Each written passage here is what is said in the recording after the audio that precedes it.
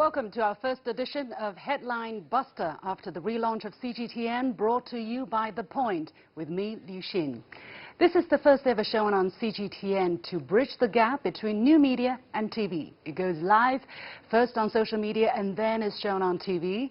The idea is, as China interacts ever more intensively with the outside world, the foreign media's depiction of China is critical for shaping how you see me and my compatriots. In this show, I'll dissect stories from around the world and bring you any missing pieces of the China puzzle. October the 17th was China's Poverty Relief Day, so our topic today is poverty alleviation. I'll be joined by guests from India, China and the US, and you can interact with us in real time and have your comments appear on the screen. So send us a comment or a question via the CGTN page on Twitter, Facebook, YouTube or Weibo. If you're watching this live on the CGTN application, please go to one of these social media platforms right now, enable to join the discussion. If you're watching this on TV, well, you've already missed the chance, but you can join us next Friday. Okay, before we start the conversation, first let's take a brief look at the big picture. We all know that China is the world's most populous country with nearly 1/5 of humanity, but it's easy to overlook the challenge to feed us all. 70 years ago, China could barely do so. In just the past 40 years, things changed dramatically. More than 850 million Chinese emerged from poverty, according to the World Bank. That's some 70% of the global total. And over the past few years, the pace has picked up. Each of the past 6 years saw over 10 million Chinese lifted out of poverty, a total of 82 million by now. Now, China was the first developing country to achieve targets set by the UN Millennium Development Goals in terms of poverty reduction. So indeed, a very impressive figure and feat. And the fight against poverty continues. China has pledged that by 2020 it wants to lift all of its rural poor out of poverty. That's by 2020. Yes, please leave us. If that is done, that will be an unprecedented feat in Chinese and human history in general. With this context in mind, I examined a few stories on mainstream Western media on the subject. I didn't want to cherry-pick the easy targets, so I just searched keywords such as China, poverty, and found the few recent pieces available. To strike some kind of geographic balance, I decided to pick 2 media outlets from the US and 1 from the UK. Let me say, my intention is to add information that I believe is necessary in order for you to better understand the subject. And I acknowledge it is not an easy task for any foreign journalist in China to understand and write about such a huge topic. Again, keep those comments and questions coming. Now let's look at my first example from the Telegraph from the UK. It was published on September the 30th, on the eve of China's 70th anniversary of the founding of the People's Republic. The British newspaper deserves credit, I must say, for spotlighting the situation for its global readers and for reflecting the sentiments of some ordinary Chinese people like the Zheng family. But let's take a moment to consider the magnitude of China's achievement. 850 million in 4 decades. That's well over 10% of the entire human population. Hard to believe, right? Nevertheless, the paper, in its headline, has the nerve to challenge China to do more, saying, China's sweeping anti-poverty drive has pulled millions, by the way, it should be hundreds of millions, out of hardship, but can it last? Headlines give an immediate first impression by asking, can it last? The paper places an unfair burden onto Beijing's shoulders and plants the seed of negativity. At least, that's how it sounds to me.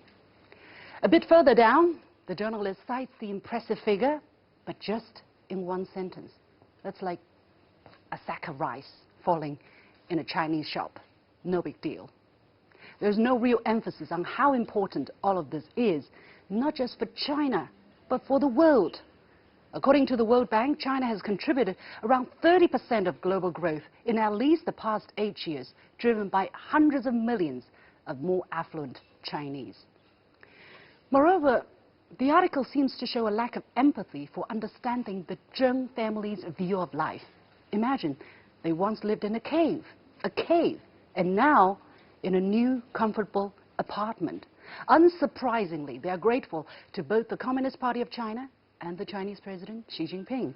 Yet the article seems to dismiss the sincerity of Zheng's gratitude by inserting a line that suggests it's the result of pervasive propaganda. What do you think? Send me your thoughts and we'll talk about it. Next, we have an article published on the website of NPR, the National Public Radio based in the US.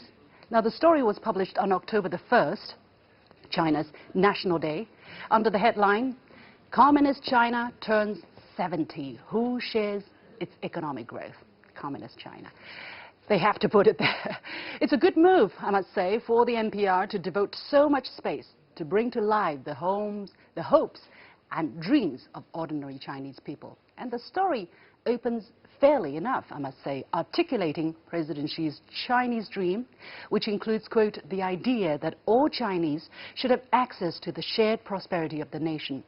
But in the third paragraph, the piece turns gloomier. It says, hundreds of millions of citizens have climbed out of poverty, but a chasm of inequality has opened up. Researchers place China within the ranks of the 20 least equal nations in the world.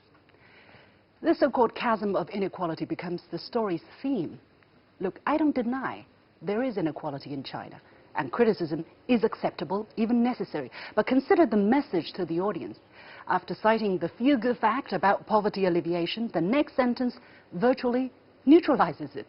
It's the typical yeah, but framing of such stories, laced with insufficient empathy. It's like picking for bones in eggs, like what we say in Chinese, searching for the negative.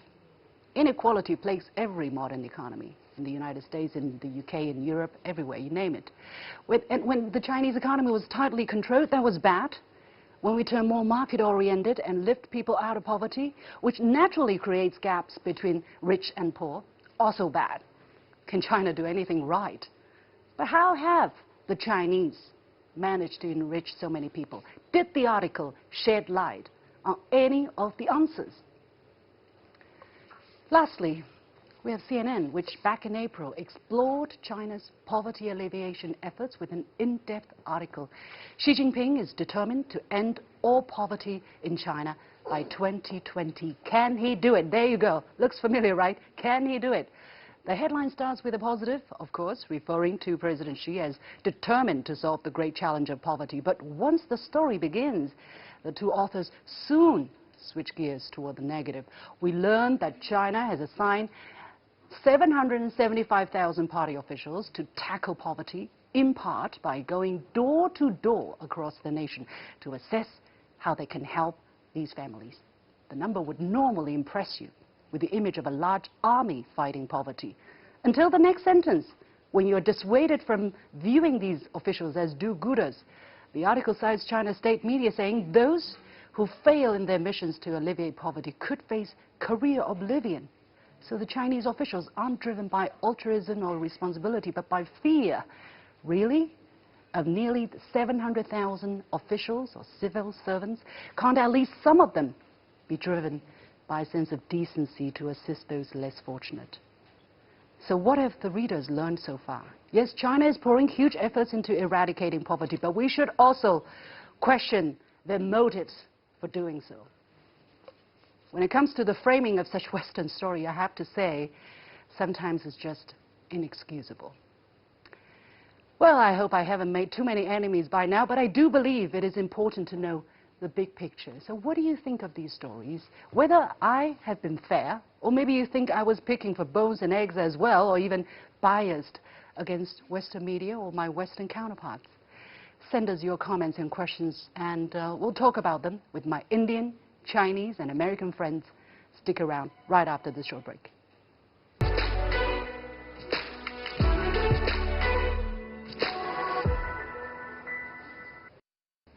Welcome back to this very special live streaming on CGTN about poverty alleviation, and I'm extremely pleased to be joined in our set by three good friends.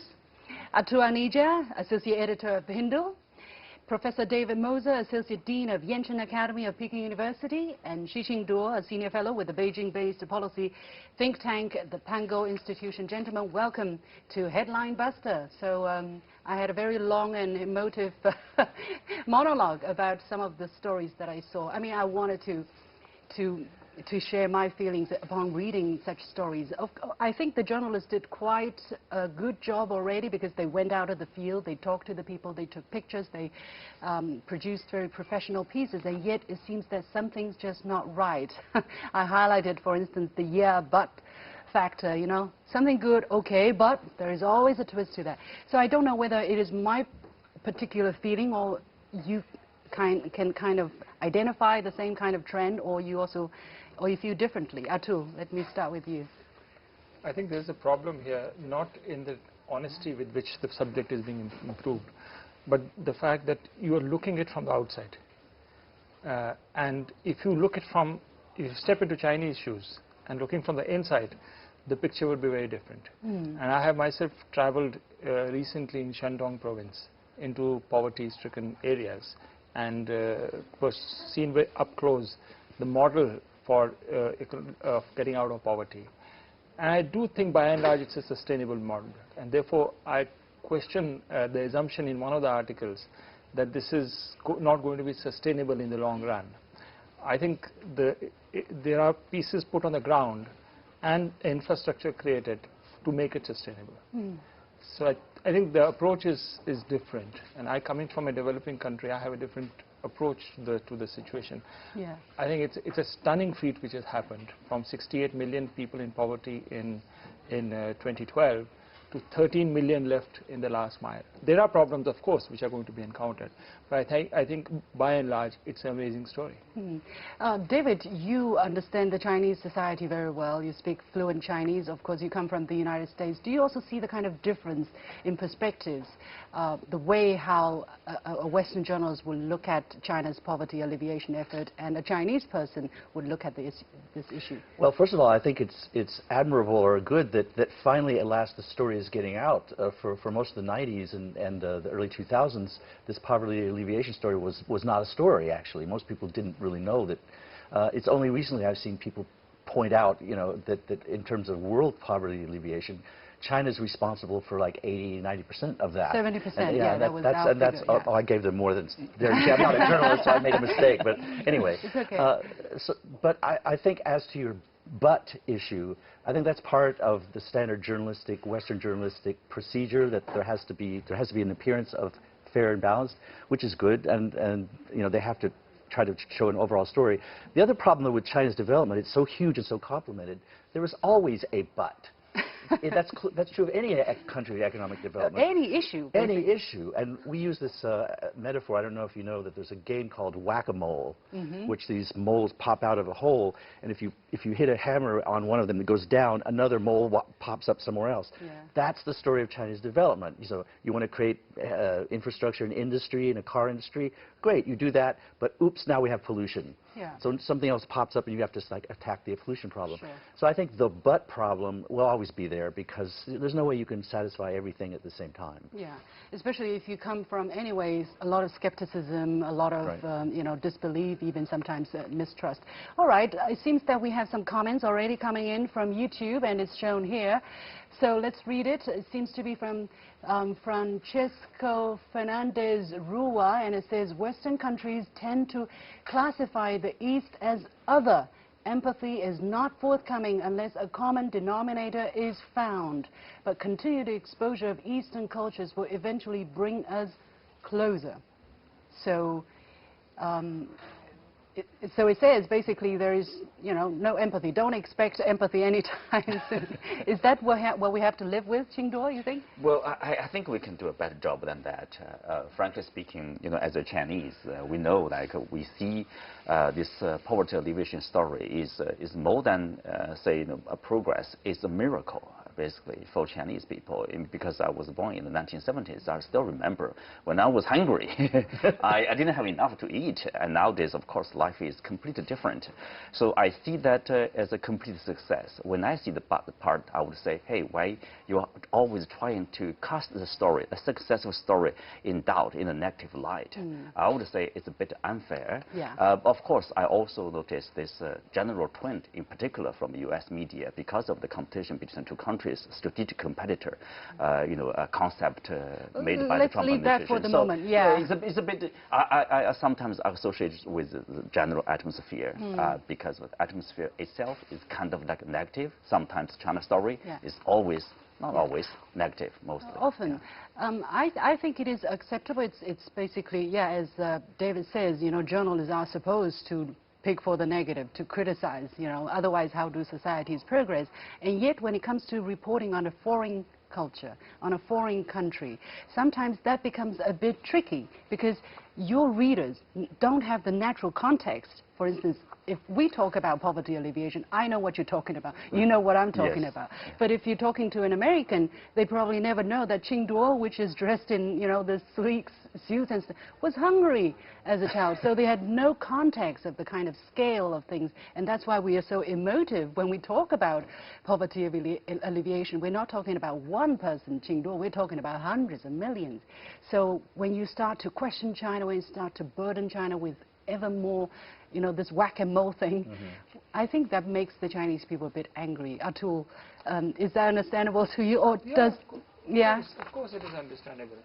And I think there are two things. One is that the journalists themselves, I think there's an assumption that the real model for development or the ideal model for development is the Western model.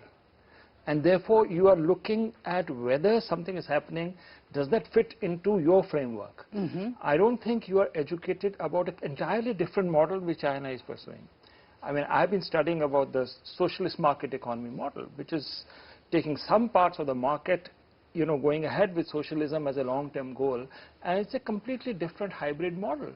So I don't see Western journalists necessarily, unless they have studied the subject in great detail, will understand that the poverty alleviation program is following a different script, a very different framework. So if you understand the Chinese model, then your judgment about what's happening on the ground will also change.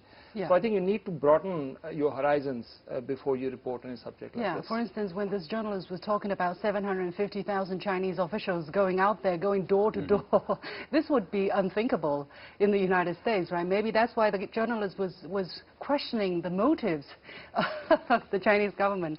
David, what do you think?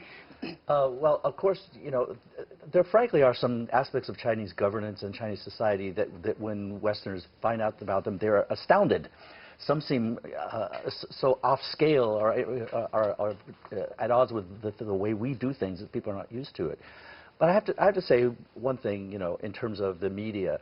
I'm from academia. And so the kinds of things I read, the reports that scholars do, and very often it's Western and Chinese scholars working together in the field doing reports on things like hukou, reform and all these different issues. The amount of information that's out there in scholarly journals and university researches is actually quite good, quite interesting, quite realistic. People use it, and journalists sometimes do call on it. And it's out there if you want to look for it.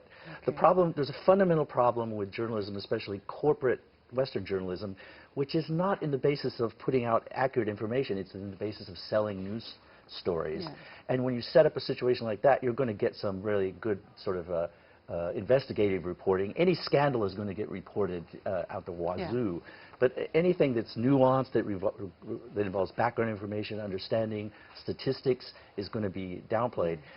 That's just a fact of life. And I think I think sometimes, maybe even in some cases, some of you, the Chinese people, see bias when actually there's profit at stake.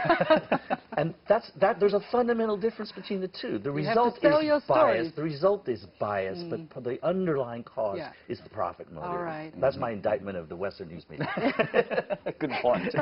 Okay, let's take a look at another comment sent to us by this person by the name of Philip Law. If Western journalists do not speak the way they do about China, their jobs may be facing oblivion. Show some sympathy. Is that what we... Did he hear you? Watch it. Yeah, is that... My is that job, maybe. but it does seem to me sometimes they can't speak good about China. They can't praise China because then they'll be seen like, oh, you're a panda hugger. You know, what have happened to you? You know, you're supposed... do you have that impression? There's a talk of this new political correctness in Washington. That is, anything bad about China, that's okay. the new. Yeah, that's okay. That's acceptable. That's praising. That's worth praising. If you say something positive about China, there's a risk. This is the poisonous atmosphere in Washington. Sad. Unfortunately, I would say this is very unfortunate because for media, I'm from the media originally. I think we have also social responsibility to report the facts, to inform the people, not only to make money, to profit from the media business, but also essentially to inform our people and to educate. But unfortunately, it's not the case. But I think, okay, some of these journalists might be really biased and, influenced by political correctness or whatsoever, but I would say some of these journalists genuinely believed that they were doing a good job, that they were doing the readers a good service by discovering the Chinese story. For instance, this NPR piece that I was reading about, and this journalist, she's very good, okay, I with all my due respect, she's very good at the piece. She's written very professional and very effective because it's a radio piece.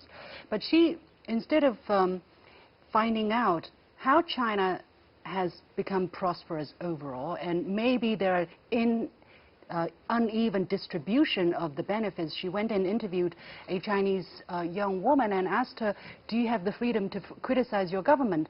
And then the young woman fell silent, and she put that in as a very heavy, silence of that story.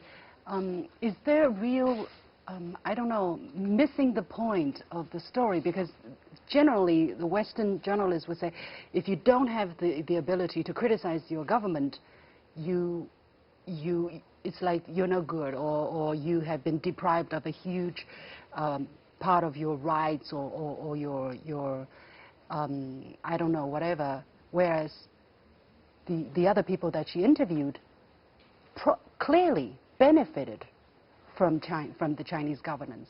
So it seems there is a big disconnect between these two. Atul. Yes, I think the problem is that people are not going into enough detail.